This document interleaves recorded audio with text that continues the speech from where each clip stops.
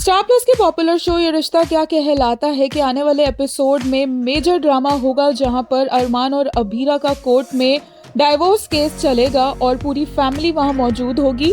सबके सामने जज के सामने अरमान कह देगा कि उनकी शादी मजबूरी में नहीं हुई थी, जबरदस्ती नहीं हुई थी, जबकि Abhira on the other hand कहेगी कि उनकी शादी जबरदस्ती ही हुई थी।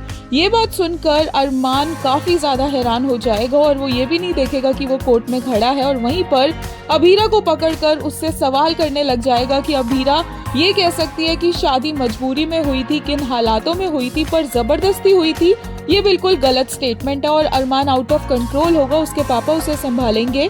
इतना ही नहीं, कोर्ट में जब 15 दिनों के बाद इनके डाइवोर्स के ऑर्डर्स आएंगे, अभीरा वहां से बाहर निकल जाएगी और सड़कों पर चल रही होगी अकेले कि एक जगह आकर वो गिर जाएगी और उसके सामने आकर रुकेगी अरमान की कार और अरमान उसे पकड़ेगा और उससे चिल्ला कर पूछेगा कि उसने इस तरह का स्टेटमेंट क्यों दिया है, क्यों उसने कोर्ट में झूठ बोला, क्यों उसने कहा कि उनकी शादी नकली है और क्यों उसने कहा कि उनकी शादी जबरदस्ती हुई थी।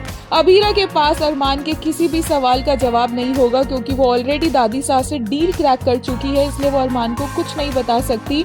अरमान से अपना हाथ छुड़वा कर वो वहां से चली जाएगी, पर अरमान को बिल्कुल भी शांति नहीं पड़ेगी और वो भागता हुआ घर जाएगा।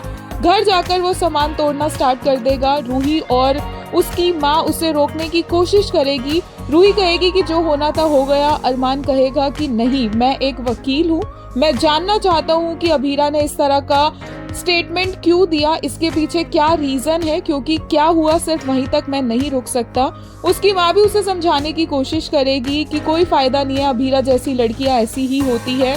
रूही कहेगी कि क्योंकि अरमान अभीरा की माँ को अपना आइडियल समझता था, इसलिए वो अभीरा में भी वही गुण ढूंढता है, इसलिए उसे पता ही नहीं चला कि अभीरा इस तरह से रिएक्ट कर सकती है या वो इस तरह की लड़की है। लेकिन अरमान फिर भी उनकी बातें नहीं सुनता और पहुंच जाता है अभीरा के पास अपने सवालों के जवाब लेने।